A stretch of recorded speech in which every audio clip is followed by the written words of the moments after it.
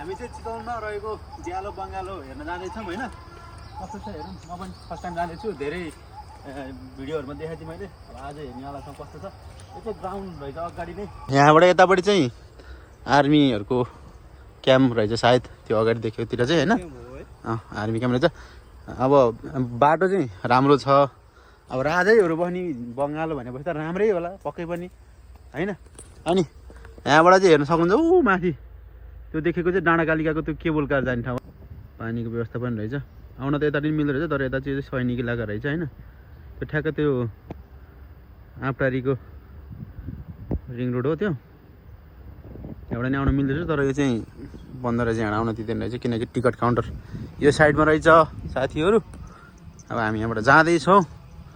बाटो चाहिँ एकदम क्लिन छ, शान्त पनि छ ठाउँ। भित्र हेरौँ भित्र कस्तो छ। भित्र भिडियो बनाउन अब पर्मिसन छ कि छैन। भित्र भिडियो बनाउन पाइयो भने त म भित्रको पनि देखाउँछु। नभए पनि बाहिरको हामी सबै हेर्नेवाला छौँ है त।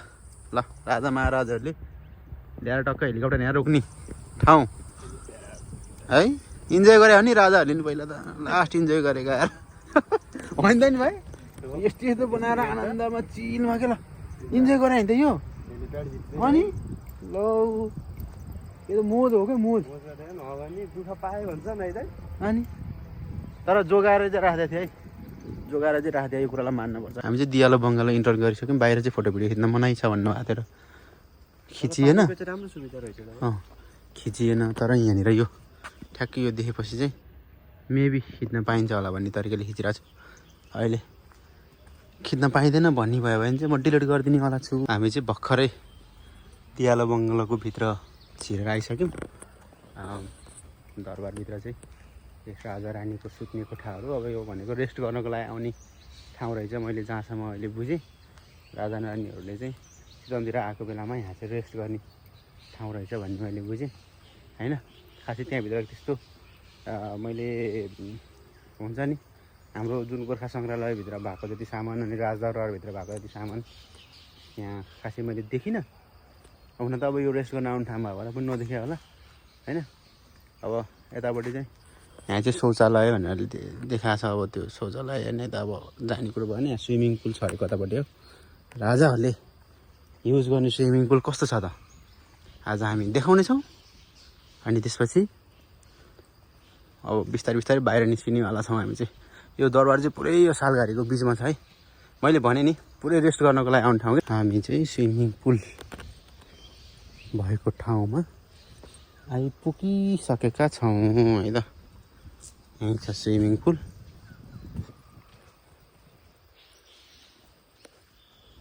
राजाहरूले युज गर्ने स्विमिङ पुल हो अरे। अब यहाँ अहिले त छैन खण्डहर छ। स्विमिङ पुल हेरियो त्यस्तो धेरै बेर चाहिँ लाग्दैन क्या यो घुम्नलाई। एकैछिन घुमेपछि सम्भवतः भ्याइ पनि हाल्छ अनि फर्किहाल्ने होला। अब हामी पनि अब काम पनि भ्याइन लागिसक्यो। चितवनमा काम भएर आएको तर गार्डनहरू फोटोसोटो खिच्नलाई टाइम पास गर्नलाई फेरि एकदम गुड ठाउँ छ है। गाडी बिग्रियो भने अथवा गाडीहरू राख्ने गाडी ग्यारेज चाहिँ यतापट्टि रहेछ है। अनि पुरै वनको बिचमा एकदम आनन्द गर्ने ठाउँ रहेको छ। बङ्गलो अगाडिपट्टि छ। त्यहाँभित्र भिडियो गर्न पाइँदैन। त्यहाँभित्र भिडियो गऱ्यो भने 5000 रुपियाँ जरिवाना। फोटो भिडियो खिचेर थाहा पाइएन भन्ने हामीले त्यहाँ पढिसक्यौँ। त्यसपछि हामी त्यतिसम्मको गल्ती गर्न सक्दैनौँ किनकि हामी 5000 रुपियाँ तिर्ने अवस्थामा छैनौँ।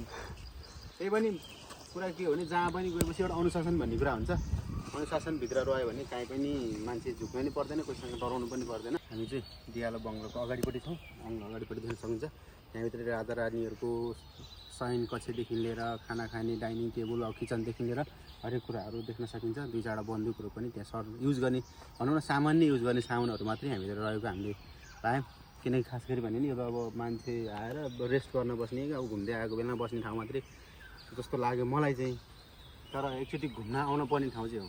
हुन्छ नि आनन्द टाइम पास शान्त ठाउँ छ। आनन्द वनको बिचमा शीतल छ गर्मीको बेलामा। एकचोटि अवश्य आउनुपर्ने ठाउँ छ है त। ल अब यहाँबाट चाहिँ बाहिर निस्किने बाटो हो। यति बङ्गलो हो। अब यहाँबाट हामी निस्किँदैछौँ। ठिकै लाग्यो मलाई चाहिँ। त्यस्तो मनी वेस्ट पनि लागेन अनि त्यस्तो पनि लागेन। रमाइलो राम्रो पनि त्यस्तो बढी फिल भएन मलाई चाहिँ पर्सनल्ली भन्नुपर्दा है त। अनि मेरो भाइ मोज गरे, फोटो भिडियो खिचे गरे एउटा दुइटा, त्यसपछि मेरो भाइले मोज गरे। भाइ तिमीलाई कस्तो लाग्यो? मलाई त एकदम खतरा लाग्यो हो ठिक छ है। आनन्द मान्छे त्यो हुन्छ नि त अब त्यो बाहिर वातावरण त्यस्तो लागिरहेको भित्र त आनन्द हुन्छ छुट्टै फ्रेस भइयो नि त एकछिन। यहाँनिर बसेर एउटा बियर नियन कस्तो हुन्थ्यो होला भाइ? टक्कै यस्तो क्या टक्कै न्युज सुतेर अनि जत्ता यस्तो चाहिँ अब देख्दा माया लाग्छ के यार नि अब बेहोरै यस्तै छ मान्छेको भनेर भएन ल त्यही हो है त। तर म्यानेजमेन्ट बवाल छ यहाँको, क्लिन हुन्छ नि, एभ्रिथिङ एकदम गुड छ। आनन्द एकचोटि आनन्द घुम्न आउनलाई राम्रो ठाउँ छ। फोटो खिच्ने रे भाइ? अननोन फोटो कस्तो अननोन? अमनको फोटो अननोन कसरी खिच्ने हो अहिले मलाई थाहा छैन है। ठिकै छ, अब सायद उता काम पनि भ्याइन लाग्यो होला, हामी जानेवाला छौँ। अनि त्यसपछि काम भ्याउनेवाला छ, त्यसपछि गोर्खा फर्किहाल्नु छ। धेरै बेर बस्दिनँ म आज चितवन, गर्मी पनि लाग्न थालिसकेको छ, यहाँ घामले पोल्न लागिसक्यो। आइपुग्नु पनि गाह्रो छ, यस्तो तरिकाले फोटो खिच्नुपर्छ अनि हुन्छ त। अनि अहिले एकछिन पछिबाट फेरि कम त हतार हुन्छ फोटो हाल्दिनलाई। ए भाइ पनि भएर फोटो नहाल्दै क्या, हाल्दिन त्यति भने जात्रा हुन्छ फेरि। एचडीमा चाहियो अरे। ओ राम राम राम राम, यहाँ त गाह्रो छ यो आइफोन किन्ने काम राम्रो होइन हो क्या हो। यहाँ त यसरी फोटो चाहिँ हिँड्ने त म।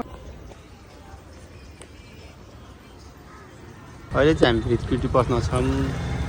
काम भ्याउनलाई 3 घन्टा लाग्ने भयो चाहिँ 3 बजीसम्म भनौँ न लाग्ने भयो।